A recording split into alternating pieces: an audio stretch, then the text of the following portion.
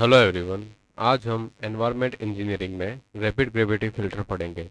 इससे पहले हमने डिफरेंट प्रोसेस ऑफ ट्रीटमेंट देखा था। जैसे हमने सेडिमेंटेशन सेडिमेंटेशन के बाद फिर फिल्ट्रेशन पढ़ा था। फिल्ट्रेशन में हमने स्लो सैंड फिल्टर के बारे में पढ़ लिया था। राइट। नाउ अपना है रैपिड ग्रेविटी फिल्टर और rapid sand filter. Right. Rapid sand filter का मतलब क्या है कि इसमें जो फिल्ट्रेशन रेट होती है, रैपिड का अर्थ है कि फिल्ट्रेशन जो रेट होती है, ये फिल्ट्रेशन रेट हमारे स्लो सैंड फिल्टर से क्या होती है, इसमें ज़्यादा रहती है। राइट। इसलिए हम इसे क्या कहते हैं, रैपिड ग्रेविटी या रैपिड सैंड फिल्टर कहते हैं। फिल्ट्रेशन की रेट ज़्यादा होने का पर्पस कैसे हम सेटिस्फाइड करते हैं कि इनके जो हमारा सैंड और ग्रेवल का मीडिया होता है, इस सेवन सैंड और ग्रेवल के मीडिया के अंदर जो पोर्स होते हैं उनकी साइज को हम क्या करते हैं, थोड़ी सी इंक्रीज कर देते हैं। तो इससे क्या है कि साइज इंक्रीज होने के बाद यहाँ पे पानी का जो फ्लो रेट है वो हमारी क्या हो जाएगी, इंक्रीज हो जाएगी। इस तरह से हम यहाँ पे रैपिड ग्रेविटी फिल्टर को डिजाइन करते हैं। दूसरा, रैपिड ग्रेविटी फिल्टर में जो पानी इनपुट पानी का जो हेड होता है वो भी हमारा क्या होता है, ज़्यादा रहता है। पर जैसे ही फिल्ट्रेशन रेट ज़्यादा रहेगी तो यहाँ पे जो बैक्टीरियल कंटामिनेशन होंगे और डस्ट पार्टिकल होंगे, उनका कंटेमिनेशन भी हमारा बहुत तेजी से होगा। इसलिए इनकी बैक वॉशिंग का पीरियड भी जो होता है वो हमारा बहुत फ्रिक्वेंट होता है। राइट। जैसे कि हमारा लगभग 1 से 1.5 दिन में इसको बैक वॉश करना पड़ता है। ये कुछ चीज़ें हैं रैपिड ग्रेविटी फिल्टर के लिए। रैपिड ग्रेविटी फिल्टर को जो जनरली हम डिज़ाइन करते हैं वो सेडिमेंटेशन विद कोएगुलेंट वाटर जो हमारा आता है। जैसे फिल्टर, हमारा ट्रीटमेंट का प्रोसेस क्या होता है, सबसे पहले क्या होती है, स्क्रीनिंग होती है। स्क्रीनिंग के बाद जनरली हम एरेशन करते हैं। एरेशन के बाद हम क्या करते हैं, इसमें प्री क्लोरीनेशन की अगर रिक्वायरमेंट होती है, प्री क्लोरीनेशन किया जाता है। Then after sedimentation. सेडिमेंटेशन हमारा दो तरीके से करते हैं, प्लेन सेडिमेंटेशन और sedimentation with coagulant. Right, with coagulation. जब सेडिमेंटेशन विथ कोएगुलेशन करते हैं तो इसमें हमारे हैवियर फ्लॉक्स और लार्ज फाइन पार्टिकल्स बनते हैं। राइट। फाइन पार्टिकल्स जो थे वो फ्लॉक्स फॉर्म करके एक हैवियर डेंसिटी के पार्टिकल्स बना देते हैं। प्लेन सेडिमेंटेशन में सिर्फ हम उन्हीं पार्टिकल को रिमूव करते हैं जो हमारे कैसे कोर्सर है। तो कोर्स पार्टिकल ही अगर पानी में है तो यहाँ पे हम प्लेन सेडिमेंटेशन से स्लो सैंड फिल्टर की तरफ जाते थे। राइट। लेकिन हमारे पानी में फाइन पार्टिकल है, फाइन पार्टिकल को कभी भी मतलब रैपिड सैंड फिल्टर को रिमूव नहीं कर सकता है। स्लो सैंड फिल्टर में इसमें जो फाइन पार्टिकल्स है, ये फाइन पार्टिकल्स क्या होते हैं कि इसकी सरफेस के ऊपर यहाँ पे चिपक के शेमुट्स एक लेयर बनाते हैं थ्रू मैकेनिकल स्ट्रेनिंग। और जो ये फाइन पार्टिकल होते हैं ये हमारे स्लो सैंड फिल्टर में डायरेक्टली रिमूव हो जाते हैं by sedimentation and mechanical straining. Right, इनके बारे में हमने देखा था। लेकिन जो हमारा रैपिड फिल्टर होता है, रैपिड फिल्टर का जो सैंड मीडिया होता है, इसमें सैंड की साइज थोड़ी सी ज्यादा बड़ी रहती है। तो साइज बड़ी होने के कारण क्या है कि उसके पोर्स की साइज भी बड़ी रहेगी। तो पोर्स की साइज बड़ी होने के कारण फाइन पार्टिकल इजीली हमारे फिल्टर नहीं हो पाते और मीडिया के साथ ही रिमूव हो जाते हैं। इसलिए प्रीफर किया जाता है कि अगर हम रैपिड सैंड फिल्टर को यूज करते हैं, राइट, या फिर रैपिड ग्रेविटी फिल्टर को यूज करते हैं, तो यहाँ पे हमारा जो सेडिमेंटेशन का जो प्रोसेस है वो किसके थ्रू होना चाहिए, सेडिमेंटेशन का प्रोसेस जो है वो हमारा कोएगुलेशन या फ्लोक्यूलेशन के थ्रू होकर गुजरना चाहिए। राइट। इससे क्या है कि जो हमारे जो फाइन पार्टिकल है ये फ्लॉक्स बनाएंगे और फ्लॉक्स की साइज हमारी क्या होती है, ज्यादा रहती है। और ये हमारे इजीली इस मीडिया के ऊपर रुक सकते हैं या फिर इससे फिल्टर नहीं हो पाएंगे। इसलिए हम रैपिड ग्रेविटी फिल्टर में हम किसको, फ्लोक्यूलेशन वाले प्रोसेस को इस थ्रू यूज करते हैं। ओके। फिर हम देखते हैं कि रैपिड ग्रेविटी फिल्टर से हम क्या क्या फिल्टर कर सकते हैं। इसकी एफिशिएंसी अगर निकालें तो किस किस चीज़ों में निकालेंगे। It can remove the particle up to 1 micron. Right. It can remove the particle up to 1 micron. Okay, ये 1 माइक्रोन तक के पार्टिकल को रिमूव कर सकता है। इसके अंदर प्रेजेंट सस्पेंडेड कोलेडल मैटर्स जो होते हैं उनको भी ये क्या करता है, रिमूव कर सकता है। It removes suspended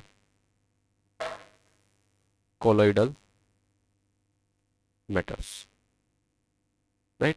And it can also remove the bacteria and microorganism. It can also remove bacteria and microorganism. लेकिन इनको रिमूव करने की जो इसकी एफिशिएंसी होती है ये क्या होती है, स्लो सैंड फिल्टर से थोड़ी कम रहती है।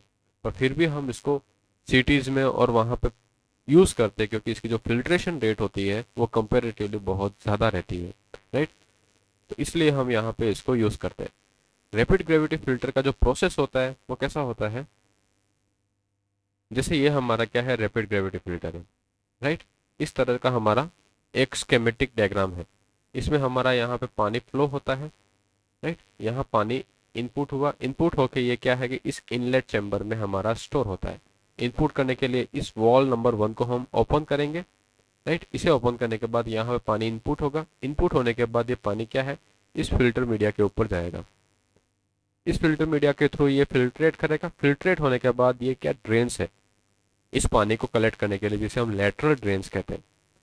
इससे ये मेन कलेक्टर लाइन में आएगा और मेन कलेक्टर लाइन में आने के बाद हम इसे वॉल नंबर 4 को ओपन करेंगे और ये फिल्टर पानी जो है वो हमारा फिल्टर वाटर स्टोरेज टैंक में चला जाएगा।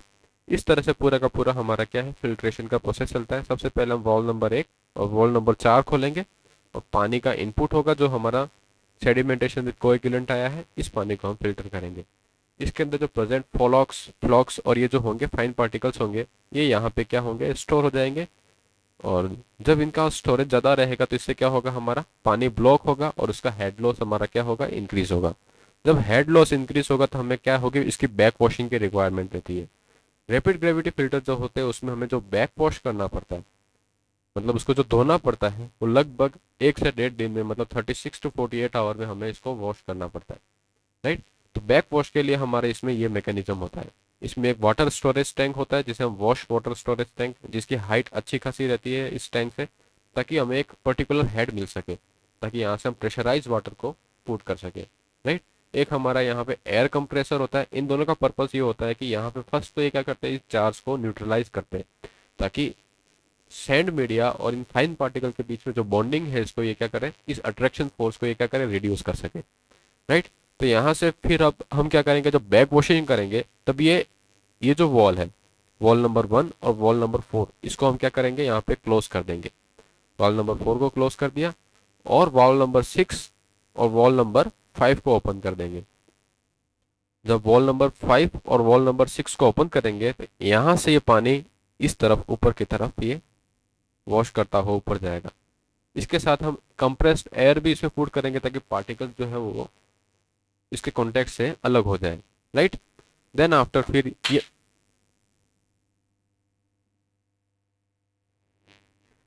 देन आफ्टर देन आफ्टर ये पानी जो है वो ऊपर की तरफ जाएगा और इन दोनों मीडिया को क्या करेगा, ये फिल्टर करेगा। और ये वाटर ट्रॉ जो है, वॉश वाटर ट्रॉ, इसके थ्रू ये पानी इसके अंदर आ जाएगा और यहाँ से फिर हम इस वॉल नंबर 2 को ओपन करेंगे और ये हमारा वॉश वाटर ड्रेन में पानी निकल जाएगा, ओके। फिर हमारा इस तरह से बैक वॉशिंग का प्रोसेस चलता है। फिर कुछ समय तक क्या है कि इस मीडिया को वापस सेटल होने में टाइम लगता है। जब वॉश वाटर करता है तो ये फिल्टर मीडिया क्या होता है, एक्सपांड करता है, राइट। जैसे यहाँ पे हमारा क्या है, ये कोई मीडियम है, यहाँ पे पानी इस तरफ आएगा तो ये इस पार्टिकल के ऊपर इस तरह से फोर्स लगाएगा, राइट। इस फोर्स के कारण ये क्या है कि ये मीडिया नीचे की तरफ मूव करेगा। लेकिन जब हमारा वाटर का प्रेशर अपवर्ड है तो इस सीपेज फोर्स के कारण ये मीडियम क्या है, थोड़ा सा एक्सपांड कर जाएगा। माना कि इसकी इनिशियल लेंथ L है तो ये इसकी अब लेंथ कितनी हो जाएगी, L डैश हो जाएगी। हमारा गवर्नमेंट ऑफ इंडिया का मैनुअल कहता है कि जो सैंड है उसकी एक्सपांशन मैक्सिमम 50% तक हो सकता है। अगर सैंड का मैक्सिमम एक्सपांशन 50% तक हो सकता है तो हम यहाँ जो ये वॉश वाटर ट्रो लगाते हैं ये इस L लेंथ से कितना 50% ऊपर की तरफ लगाएंगे ताकि ये इसके अंदर ना धस जाए, राइट। इसलिए हम ये वॉश वाटर ट्रे जो है इनको कितनी डेप्थ, मतलब हाइट में प्रोवाइड कराते हैं, इस मीडियम की जो हाइट है उसका 50% हाइट फ्रॉम टॉप सरफेस, उस पर हमारा ये ट्रॉ होते हैं, ठीक है ना।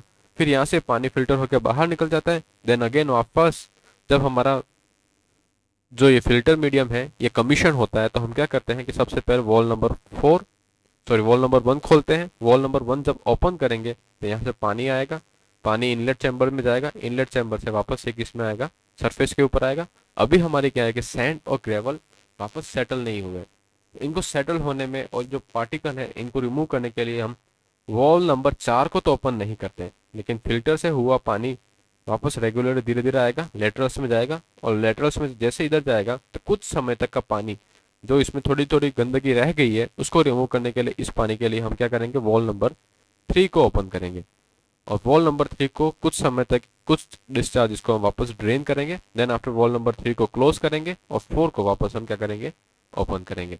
और हमारा वापस हमारा फिल्टर का जो मैकेनिज्म है वो शुरू हो जाएगा, और ये वापस हम वाटर को, फिल्टर वाटर को स्टोरेज में रख देंगे। इस वाटर को फिर स्टोर वाटर को हम क्या करते हैं, इस स्टोर्ड वाटर को हम डिसइंफेक्ट करते हैं।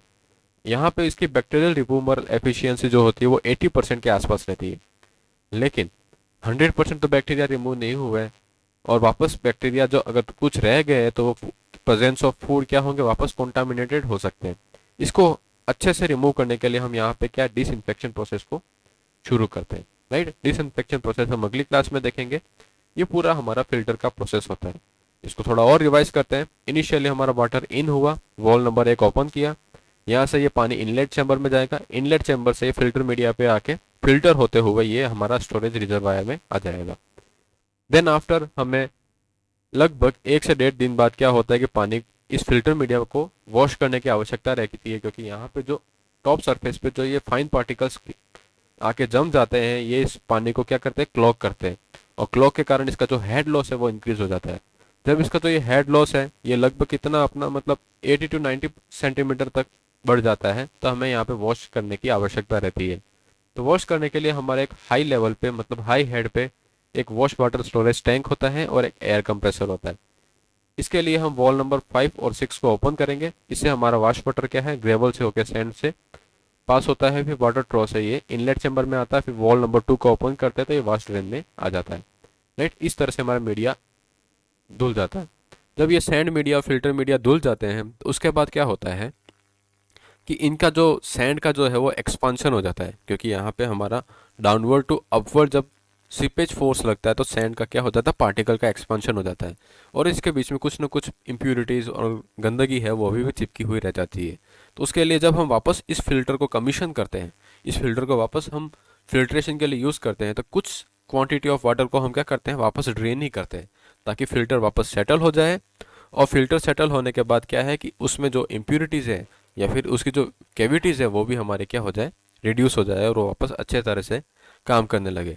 तो उसके लिए हम क्या करते हैं कि वॉल नंबर 1 को ओपन करते हैं, फिल्टर से पानी को पास कराते हैं, ड्रेन से ये वॉल नंबर 4 को क्लोज करते हैं, और 3 को क्या करते हैं, ओपन करते हैं, और कुछ डिस्चार्ज जो है वो हम वापस ड्रेन में डाल देते हैं। देन आफ्टर 3 को क्लोज करेंगे और 4 को ओपन करके हम वापस इस पानी को क्या करेंगे, फिल्टर करेंगे। तो इस तरह से हमारा रैपिड ग्रेविटी फिल्टर का मैकेनिज्म चलता है। राइट, तो बैक वॉशिंग का जो एंटायर टाइम पीरियड होता है ये हमारा लगभग 15 to 30 मिनट के आसपास का होता है। कितना, 15 to 30 मिनट। ओके, और बैक वॉशिंग में जो पानी की रिक्वायरमेंट रहती है ये हमारी कितनी रहती है, 2 to 5% of total filter water, इतनी हमारे क्या होती है, बैक वॉशिंग वाटर की रिक्वायरमेंट रहती है। राइट, तो total quantity of water required इस फिल्टर मीडिया के लिए कितना होगा, जैसे Q है तो Q को हम 1.05 से मल्टीप्लाई करेंगे, इतने वाटर की हमें रिक्वायरमेंट रहती है इस फिल्टर मीडिया के लिए, क्योंकि यहाँ पे हमें बैक वॉश का वाटर भी यूज़ करना पड़ता है। ओके, तो ये हमारा पूरा फिल्टर का क्या हो गया, मैकेनिज्म हो गया। इसके कुछ गवर्नमेंट ऑफ इंडिया मैनुअल में कुछ स्टैंडर्ड्स दे रखे हैं, उनको हम एक बार नज़र से देख लेते हैं। ओके, तो सबसे पहले हमारा है पैरामीटर्स फॉर बैक वॉशिंग। तो बैक वॉशिंग में ये कहता है कि process of back washing takes around 15 to 30 minutes. Okay, the entire process of back washing takes 15 to 30 minutes. Right, और इसका जो वॉशिंग पीरियड होता है, washing period is about washing period is about 24 to 48 hour. Okay, ये हमारा क्या होता है, वॉशिंग पीरियड होता है। ओके, रेट ऑफ वॉशिंग जो होती है वो रेट ऑफ वॉशिंग जो होती है उसको हम 50 लीटर 500 लीटर पर स्क्वायर मीटर पे प्रोवाइड कराते हैं। ओके, एरिया ऑफ टैंक जो जनरली हम प्रोवाइड कराते हैं। अब हम डायमेंशन पे आ जाते हैं। एरिया ऑफ टैंक ये फिल्ट्रेशन टैंक का जो एरिया होता है वो कितना होता है हमारा 10 to 100 metre square per unit. Okay, then after number of filter bed कितने प्रोवाइड कराने हैं, तो उसके नंबर ऑफ फिल्टर बेड का वैल्यू किससे निकालते हैं, number of filter bed is equal to what 1.22 under root of Q. यहाँ पे क्यू क्या है हमारा, discharge in million litre per day. Okay, MLD में हमारा यहाँ पे डिस्चार्ज होता है, इससे हम नंबर ऑफ फिल्टर बेड निकालते थे। ये फॉर्मूला हमारा रैपिड सैंड फिल्टर के लिए होता है और रैपिड ग्रेविटी फिल्टर के लिए होता है। उसी जगह पे अगर स्लो सैंड फिल्टर होता है तो उसके लिए हम क्या करते हैं, जब हमारा क्या करते थे, जब हमारा क्या है कि एरिया 20 मीटर स्क्वायर से कम आता है तो हम दो फिल्टर बेड प्रोवाइड कराते हैं, एक हमारा रनिंग होता है और दूसरा हमारा स्टैंड बाय होता है। उसी तरह से जब ये वैल्यू कितनी 50 के आसपास चली जाती है तो तीन प्रोवाइड कराते थे, 650, 1200, इस तरह से हमने स्टैंडर्ड देखे थे। जब रैपिड ग्रेविटी फिल्टर में number of filter bed provide कराना तो हम इस रिलेशनशिप को यूज़ करेंगे। ओके, यहाँ पे जो फिल्टर मीडिया होता है, फिल्टर मीडिया, इस फिल्टर मीडिया में सैंड लेयर जो होती है, सैंड लेयर, इसकी जो डेप्थ होती है 1 to 2 मीटर होती है। ओके, और जो कोफिशिएंट ऑफ यूनिफॉर्मिटी है, जिसे हम D60/D10 कहते हैं, ये वैल्यू हमारी कितनी होती है 1.3 to 1.7 होती है। ओके, और ठीक है, ये हमारे कुछ मैक्सिमम कुछ पैरामीटर्स हो गए। उसके बाद जब हम बैक वॉशिंग के लिए जब अंडर ड्रेनेज सिस्टम प्रोवाइड कराते हैं तो अंडर ड्रेनेज सिस्टम में हमारा क्या सिस्टम होता है, जैसे ये हमारा यहाँ पे ये क्या है, ये हमारा क्या है, अंडर ड्रेनेज सिस्टम है।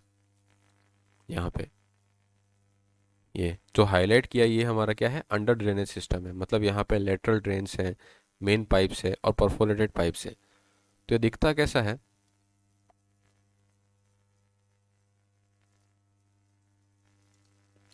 जैसे हमारा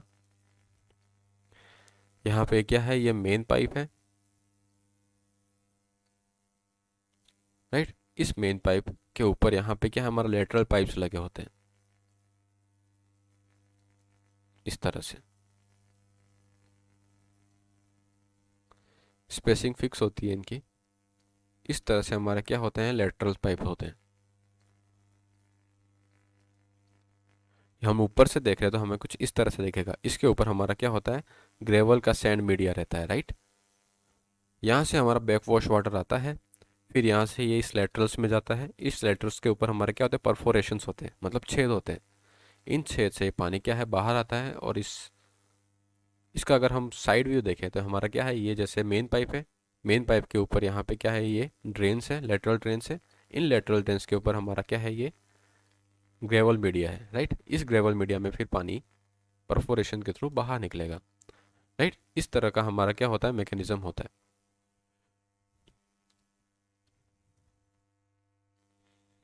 तो यहाँ पे हमें डिज़ाइन में ध्यान रखना होता है कि ये जो परफोरेशन है उसकी साइज़ कितनी है और कैसे निकालते हैं। तो यहाँ पे cross sectional area, cross sectional area of perforations जो होते हैं, perforation is what 0.3% of area of 3% of total area of filter.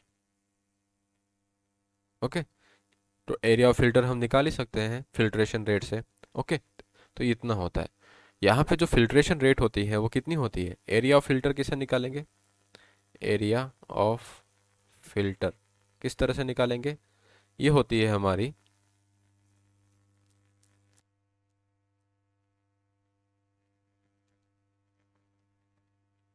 Area of filter क्या होता है हमारा, डिस्चार्ज, कौन सा, maximum discharge, right, divided by filtration rate, filtration rate. यहाँ पे फिल्ट्रेशन रेट जो रैपिड सैंड फिल्टर की होती है, ये हमारी 3000 से 6000 लीटर पर मीटर स्क्वायर पर आवर होती है। ओके, ये हमारी क्या होती है, फिल्ट्रेशन रेट होती है। तो इससे हमारे एरिया ऑफ परफोरेशन आ जाएगा, मतलब यहाँ पे हम कितने छिद्र प्रोवाइड कराएंगे ये हमें पता चल जाएगा। देन आफ्टर सेकेंड केस होता है एरिया ऑफ लेटरल ड्रेन्स और cross sectional area of cross section area of each lateral ये कितना होता है, 2 to 4 times of cross sectional area of perforation of cross sectional area of perforation. अगर इस area को मैं AP मानता हूँ, ओके, तो AL is equal to what, 2 to 4 times of AP। Okay, इस तरह से हम फाइंड आउट करेंगे। फिर हमें यहाँ पे 2 to 4 टाइम्स, तो कौन सी वैल्यू लेंगे, तो उसके लिए हमारा कोड कहता है, मतलब GIS मैनुअल कहता है कि 2 टाइम्स तब लेंगे। ओके, तो 2 टाइम्स तब लेंगे जब हमारा क्या है, होल का जो डाया है वो क्या है, 12 mm है। इफ डाया ऑफ होल, जो परफोरेशन होल है उसका डाया 12 mm है, तब हम क्या करेंगे, area of lateral is equal to each lateral is equal to 2 times of area of perforation, right. और एरिया ऑफ परफोरेशन हमारा क्या था, 0.3% of total area of filter bed, right, इस तरह से। और जब होल का जो डाया है वो 5 mm है, तब हमारा क्या हो जाएगा, AL is equal to 4 times of AP। Okay, फिर हमारा 4 केस है, नेक्स्ट है मेन ड्रेन्स का डाया निकालना है। Okay, the cross sectional area of main drains, cross sectional area of main drain, तो ये हमारा कितना होता है, 2 times of area of lateral के बराबर। एरिया आ गया तो उसको हम पाई बाई 4 इंटू DM का स्क्वायर निकालेंगे, तो इससे हमें डाया ऑफ मेन ड्रेन का कितना पाइप का डाया होगा वो हम फाइंड आउट कर सकते हैं। तो इस तरह से हम क्या करते हैं, मेन ड्रेन की डायमेंशन को डिज़ाइन करते हैं। अब हम क्या करते हैं कि बैक वॉश का जो मैकेनिज्म होता है उसमें हमारा फिल्टर बेड का एक्सपांशन कितना होता है, कितना कॉन्ट्रैक्शन होता है, उस प्रोसेस को हम समझने की कोशिश करते हैं। ओके, तो क्या होता है, जैसे हमारा ये कोई फिल्टर मीडिया है, इस फिल्टर मीडिया का वॉल्यूम कितना होगा, इसका वॉल्यूम होगा एरिया इनटू इसकी हाइट, जिसे हम L से रिप्रेजेंट करते हैं। ओके, अब हमारा क्या है कि यहाँ पे क्या होगा, बैक वॉश होगा। बैक वॉश होगा तो इसके फिल्टर में क्या होगी, इस मीडियम का एक्सपांशन होगा। पहले ही पानी इसमें है तो ये हमारा क्या है, सबमर्ज कंडीशन में तो है ही, लेकिन बैक वॉश से क्या है कि इसका एक्सपांशन हो जाएगा। मतलब माना कि इसकी जो लेंथ है वो एक्सपांड होगी, हमारी कितनी होगी, यहाँ तक पहुँच गई, तो इस लेंथ को हमने क्या माना, L डैश मान लिया।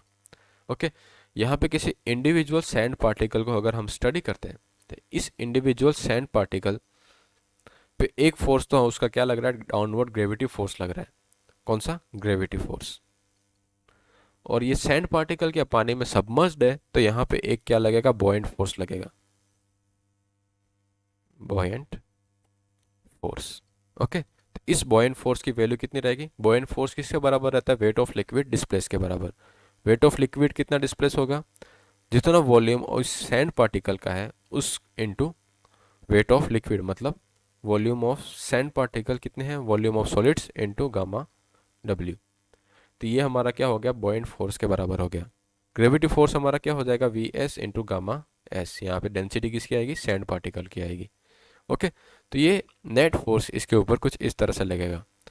ये पूरा जो मीडियम है उसमें जो पोरोसिटी का रिलेशनशिप होता है वो क्या होता है, पोरोसिटी इज इक्वल टू हमारा होता है volume of void upon volume of medium. Okay, तो यहाँ पे हम क्या करते हैं, 1 माइनस एन करते हैं। 1 minus n is equal to what, 1 minus volume of void upon volume of medium. इसे हम किस तरह से लिख सकते हैं, इसे हम V minus VV upon V। जब हम सॉइल मैकेनिक्स में 2 फेज डायग्राम बनाते हैं तो उसमें क्या होता है कि हम अज्यूम करते हैं कि किसी भी सॉइल मीडियम में सबसे नीचे हम क्या लिखते हैं, यहाँ पे सॉलिड पार्टिकल, क्या लिखते हैं, सॉलिड पार्टिकल। फिर यहाँ पे क्या होता है, वाटर होता है, और यहाँ पे एयर होता है। यहाँ पे क्या है कि ये सॉइल कैसी है, हमारी फुली सेचुरेटेड है और सबमर्ज कंडीशन में। तो यहाँ पे एयर तो रहेगी नहीं और हमारा डायग्राम कैसा बनेगा, टू फेस डायग्राम बनेगा। तो टू फेस डायग्राम में क्या होता है, सॉलिड होता है और वाटर होता है, राइट। ये क्या है हमारा, वेट ऑफ सॉलिड, और ये वेट ऑफ वाटर। इसे हम क्या कहते हैं, वॉल्यूम ऑफ सॉलिड, और इसे हम क्या कहते हैं, वॉल्यूम ऑफ वाटर या फिर वॉल्यूम ऑफ वॉइड। ओके, तो एन इज इक्वल्स टू हमारा क्या होता है, V V upon we, right. तो यहाँ पे टोटल वॉल्यूम कितना है, ये वी है। तो v माइनस वी वी हमारा क्या बचेगा, v माइनस वी वी मतलब क्या हो गया, हमारा वॉल्यूम ऑफ सॉलिड। तो यहाँ पे क्या हो जाएगा, v माइनस वी वी मतलब v s upon we, right. तो v s upon v is equal to what, 1 minus n. तो यहाँ पे इसी इक्वेशन को रीअरेंज करने पे हमारा क्या बनेगा, 1 minus n into V is equal to what, V S. Volume of solid को हम क्या लिख सकते हैं, volume of solid is equal to ये है, राइट। तो यहाँ पे हमारी जो एक इक्वेशन थी, जो हमें पता था कि जिसका जो बॉयंट फोर्स होता है क्या होता है, V S into gamma W is equal to V S into gamma S minus gamma W, right. ये हमारा क्या हो गया, बॉयंट फोर्स हो गया। तो इस इक्वेशन को उसमें वैल्यू पुट करेंगे तो वी एस की वैल्यू हमारा कितनी हो जाएगी, V S is equal to 1 minus n है, तो उसको यहाँ पे पुट करते हैं। तो यहाँ पे इसे इस तरह से लिखते हैं, बॉयंट फोर्स क्या होता है, buoyant force is equal to what, weight of liquid displace, मतलब वेट ऑफ लिक्विड डिस्प्लेस कितना है हमारा, उसका volume of medium, of medium, right. तो वॉल्यूम ऑफ मीडियम कितना है हमारा, ए इंटू एच या फिर ए इंटू एल कह सकते हैं, राइट। ये हमारा क्या है, वॉल्यूम ऑफ मीडियम है। और ये जो बॉयंट फोर्स है ये कितना हो, किसके बराबर होता है, उस पार्टिकल का जो सेल्फ वेट उसके अंदर है वो कितना है, हमारा पार्टिकल का जो वेट है वो है V S into gamma S minus gamma W. V S की जगह हम किसको पुट कर देंगे, इस इक्वेशन में जो हमारी पोरोसिटिक फॉर्म में रिलेशन आया उसको पुट कर देंगे। तो gamma W into A into H is equals to what, 1 minus n into V into gamma S minus gamma W. Okay, तो यहाँ पे हमारा H क्या है, यहाँ पे H है head loss due to backwash.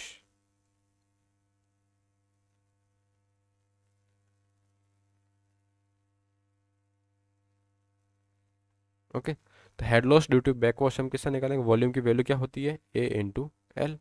Area से हमारा एरिया कैंसिल हो जाएगा, तो इसको अब नीचे पुट कर देंगे तो हमारे पास रिलेशनशिप क्या आ जाएगा, H is equals to L into 1 minus n into gamma S minus gamma W upon gamma W. Gamma S upon gamma W हमारा क्या होता है, जी, स्पेसिफिक ग्रेविटी, राइट। तो इसे हम क्या लिख सकते हैं, l into 1 minus n into g minus 1। ये हमारा क्या होता है, हेड लॉस होता है। ओके, फिर हमें एक्सपांडेड मीडिया की कितनी हाइट होती है अगर वो निकालनी है, लेंथ ऑफ एक्सपांशन कितना होता है। जैसे मतलब क्या है कि ये हमारा सैंड मीडिया है, इस सैंड मीडिया में जब बैक वॉश करेंगे तो बैक वॉश के कारण, सीपेज फोर्स के कारण ये मीडिया क्या होता है हमारा, एक्सपांड हो जाता है और इसकी लेंथ कितनी हो जाती है, एल डैश हो जाती है। एक्सपांशन के कारण हमारा बॉयंट फोर्स क्या होता है, उतना का उतना ही रहता है, क्योंकि वाटर हमारा अभी भी क्या है, सबमर्ज कंडीशन में ही है। तो राइट, तो जब सबमर्ज कंडीशन में ही है तो बॉयंट फोर्स हमारा उतना का उतना ही रहेगा, तो हेड लॉस भी हमारा कितना है, वही रहेगा। तो हेड लॉस सब सेम रहेगा, तो यहाँ पे बस हमारा क्या होगा, पोरोसिटी और लेंथ ऑफ मीडियम क्या हो जाएगा, चेंज हो जाएगा। For expanded medium H is equal to what, L expanded या फिर L dash into 1 minus porosity of expanded EX into G minus 1। Okay, तो जब हमें डेप्थ कितनी एक्सपांड हुई है वो पूछे तो हेड लॉस को हम क्या करेंगे, बराबर कर देंगे। ये सारे डायमेंशन हमें पता होंगे, यहाँ से फिर हम ये फाइंड आउट कर लेंगे। यहाँ पे जो NEx है उसकी जो वैल्यू होती है वो डिपेंड करती है VB अपॉन VT की पावर 0.22। यहाँ पे जो VB है ये हमारे क्या है, बैकवॉश वेलोसिटी है। VB is equal to what, backwash velocity. Okay, और VT जो है वो है हमारी terminal velocity of particle, terminal velocity of particle. Okay, terminal velocity of particle. और VT की जो वैल्यू होती है वो कितनी होती है, VT is equal to 4/3 into rho S minus rho W into G into D divided by CD into rho W, okay, की पावर 1/2। ये हमारी क्या होती है, टर्मिनल वेलोसिटी ऑफ पार्टिकल होती है। इससे VT आएगा, VT से हमारा एक्सपांडेड मीडिया का पोरोसिटी आएगा। एक्सपांडेड मीडिया का पोरोसिटी आने के बाद फिर हम कर ही सकते हैं। CD यहाँ पे हमारा क्या है, CD हमारा पार्टिकल का क्या है, ड्रैग कोफिशिएंट है, ड्रैग कोफिशिएंट। और इस ड्रैग कोफिशिएंट की जो वैल्यू होती है CD is equal to what, 24/RE if Reynolds number is less than 1। और जो CD की वैल्यू होती है वो 24/RE plus 3/√3RE plus 0.34 if Reynolds number is greater than 1। Okay, और जो VB जो बैकवॉश वेलोसिटी है, VB is equal to what, backwash velocity is equal to backwash discharge divided by total filter area, total filter area. तो ये हमारी क्या आती है, बैकवॉश वेलोसिटी आती है। तो इस तरह से हम फिल्टर में हेड लॉस कितना होता है जब बैकवॉश करते हैं तो उसको फाइंड आउट करते हैं। उससे हमारा मीडिया का एक्सपांशन कितना होता है हम उस वैल्यू को भी फाइंड आउट कर सकते हैं। मीडियम का एक्सपांशन हमें पता चल गया तो इससे हमारा वॉश वाटर ट्रॉ जो लगाने हैं वो कितनी हाइट पे लगाने हैं ये हम फाइंड आउट कर सकते हैं। ओके, तो फिल्टर मीडिया को जब डिज़ाइन करते हैं, इस फिल्टर रैपिड सैंड फिल्टर को जब हम डिज़ाइन करते हैं तो उसमें कुछ ऑपरेशन ट्रबल्स आते हैं। तो ये जो ऑपरेशन ट्रबल्स होते हैं वो हमारे 3 तरह के होते हैं। तो हमारा टॉपिक है ऑपरेशन ट्रबल्स इन रैपिड सैंड फिल्टर।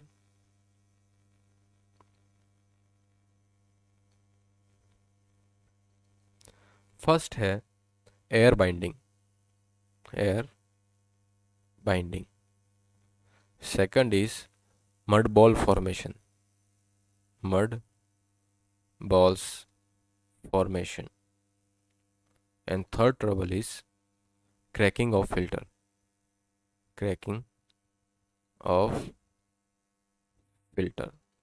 ओके। तो सबसे पहला है एयर बाइंडिंग। एयर बाइंडिंग में क्या होता है कि फिल्टर में, जैसे ये हमारा क्या है, फिल्टर का मीडियम है, राइट। इस फिल्टर मीडियम में यहाँ पे एक हेड से हमारा पानी क्या होता है, इन होता है, इस फिल्टर मीडिया से पास होता है और यहाँ से फिर हम स्टोरेज टैंक में पुट करते हैं, राइट। ये हमारा प्रोसेस रहता है। लेकिन क्या होता है कि यहाँ पे हमारे इम्प्यूरिटीज़ जम जाती है। इस इम्प्यूरिटीज़ जम जाने के कारण क्या है कि पानी का यहाँ पे जो एरिया होता है वो इतना कम हो जाता है कि यहाँ पे फिर क्या कि पानी यहाँ से पास नहीं हो पाता, क्लॉग हो जाता है। क्लॉग होने के कारण क्या है कि यहाँ पे जो हमारे पास अवेलेबल हेड है H, ये हेड हमारा सफिशिएंट नहीं है। इतना हेड तो हमारा यहाँ तक आने में ही क्या हो गया, लॉस हो गया, हेड लॉस हो गया। अब यहाँ पे क्या होगा कि यहाँ से जब पानी आगे बढ़ेगा तो यहाँ पे क्या होगा, हमारा हेड नेगेटिव हेड चला जाएगा। किस में चला जाएगा, ये नेगेटिव हेड में। हेड यहाँ पे कैसा हो जाएगा हमारा, मतलब वाटर हेड कितना हो जाएगा, नेगेटिव। जब हेड नेगेटिव हो जाता है और ये हमारा वैक्यूम प्रेशर से भी कम हो जाता है तो क्या हो जाता है, यहाँ पे जो पानी के अंदर अवेलेबल गैसेस होंगी, ये गैस क्या होती है, यहाँ पे रिलीज हो जाती है। तो जब ये गैस रिलीज होती है तो यहाँ पे जो वॉइड्स होते हैं, इस वॉइड के बीच में यहाँ पे क्या क्लॉगिंग क्रिएट कर देते हैं। और गैस जब क्लॉगिंग क्रिएट करती है तो ये पानी को और ज़्यादा फर्दर नीचे पेनिट्रेट करने को रोकती है। तो इस तरह के जो डिफेक्ट्स आते हैं उसके लिए हम क्या करते हैं, इससे हम कहते हैं एयर बाइंडिंग। इस डिफेक्ट को किस तरह से रिमूव करेंगे, हम यहाँ पे एक हाई हेड का बैक वॉशिंग मैकेनिज्म लगाते हैं। इसको लेटरल ड्रेन से यहाँ पे तेज़ी से पानी फेंकते हैं, ताकि क्या है कि यहाँ पे जो इम्प्यूरिटीज़ और एयर क्लॉग इसमें फंस गई है, इसको हम यहाँ पे अपोजिट डायरेक्शन पानी फ्लो करा के क्या करते हैं, रिमूव करते हैं, और इस पानी को फिर हम इनलेट चैम्बर से ड्रेन में पास करा देते हैं। तो इस तरह से हमारा जो एयर बाइंडिंग के कारण जो ट्रबल आती है, इसको हम बैक वॉश से रिमूव करते हैं। अगला हमारा है mud ball formation. Mud ball formation का मतलब क्या होता है कि पानी में यहाँ पे जब इस मीडियम के ऊपर पानी आता है, तो इस पानी के साथ जब यहाँ पे हवा चलती है, तो हवा में जो मड्स होते हैं, तो इस मड्स के साथ यहाँ पे ये रिएक्ट करके इस तरह से मिट्टी की छोटी छोटी बॉल्स बना देता है, मड बॉल जिसे कहते हैं। ये मड बॉल्स क्या कहते हैं कि पानी के पेनिट्रेशन को रोकती है और हमारा फिल्टर सही तरह से काम नहीं करता है। इसको रिमूव करने के लिए भी हम क्या करते हैं, बैक वॉश करते हैं और इन मड बॉल्स को यहाँ से हम रिमूव करते हैं। फिर है cracking of filters. Cracking of filters क्या है कि फिल्टर के ऊपर जो सैंड होती है, ये सैंड में क्या होता है कि इन मड बॉल्स और क्ले की प्रेजेंस जब बढ़ जाती है फिल्टर के कारण, फिल्टर करता है क्या, फिल्टर करता है कि इस पे जो फाइन पार्टिकल्स होते हैं, इन फाइन पार्टिकल्स को ये क्या करता है, यहाँ पे रोक के रखता है और फिल्टर क्लियर वाटर को पास करने देता है। तो फाइन पार्टिकल हमारा क्या होता है, क्ले टाइप के होते हैं। तो ये क्ले टाइप के होते हैं, तो यहाँ पे जो क्या क्ले इस सैंड के साथ मिक्स करते हैं, और जब जैसे जैसे टेम्परेचर बढ़ता है, तो इसमें हमारा क्या होता है, क्ले में क्रैक्स क्रिएट हो जाते हैं। इन क्रैक्स की जो डेप्थ होती है, वो धीरे धीरे क्या होती है, इंक्रीज होती रहती है। राइट, इन क्रैक्स की क्या होती है, हमारी डेप्थ धीरे धीरे इंक्रीज होती रहती है। तो ये जो मड बॉल फॉर्म हुई है, ये मड बॉल धीरे धीरे धीरे पेनेट्रेट करके हमारे क्या होते हैं, ग्रेवल तक पहुंच जाते हैं। जब ये ग्रेवल तक पहुंच जाते हैं, तो फिर हमें इसको रिमूव करना बहुत डिफिकल्ट हो जाता है, और इसके लिए फिर हमारे पास एक ही चीज़ होती है कि हम इस मीडियम को अच्छे से वॉश करें। कैसे, इसको यहाँ से स्क्रैप करें और इसको धोएं, और बैक वॉश से हम इसको रिमूव कर सकते हैं। तो इस तरह से हमारा क्रैकिंग ऑफ फिल्टर से हमारी ये इस तरह की दिक्कतें आती हैं। तो ये हमारे रैपिड सैंड फिल्टर को कंडक्ट करने के लिए, या फिर इससे हमें फिल्ट्रेशन प्रोसेस को कंडक्ट करने में ये हमारी ट्रबल्स होती है। और इनको निकालने के लिए मेनली हमारा जो पर्पस होता है वो बैक वॉश है, इसलिए बैक वॉश को हमें टाइमली और पीरियोडिकली करना पड़ता है। राइट, तो इस तरह से पूरा हमारा रैपिड सैंड फिल्टर का मैकेनिज्म चलता है। किस तरह से हम जब हम बैक वॉश करते हैं, तो उसमें हेड लॉस कितना होता है, इसकी वैल्यू को किस तरह से डिटरमाइन करते हैं। हेड लॉस के साथ जब बैक वॉश करते हैं, तो उस फिल्टर मीडिया की हाइट कितनी इंक्रीज हो जाती है, या फिर हमारा जो मीडियम है वो कितना एक्सपांड कर जाता है ड्यू टू बैकवर्ड और अपवर्ड सीपेज फोर्स। उसके कारण फिर हमें जो एच मिलती है, तो उससे ऊपर हम क्या प्रोवाइड कराते हैं, हमारा फिल्ट्रेशन ट्रॉ प्रोवाइड कराते हैं, या फिर बैक वॉश ट्रॉ प्रोवाइड कराते हैं। देन आफ्टर फिर हमने देखा कि ऑपरेशन ट्रबल्स इन रैपिड सैंड फिल्टर कौन कौन से होते हैं। राइट, तो आई होप यहाँ तक आपको समझ में आया होगा। अब अगला हम इस फिल्ट्रेशन मीडियम के डिज़ाइन के ऊपर एक एग्जाम्पल देखेंगे। ओके, ये क्लास हम यहीं एंड करते हैं, अगली क्लास में हम एग्जाम्पल देखेंगे। थैंक यू सो मच, जय हिंद।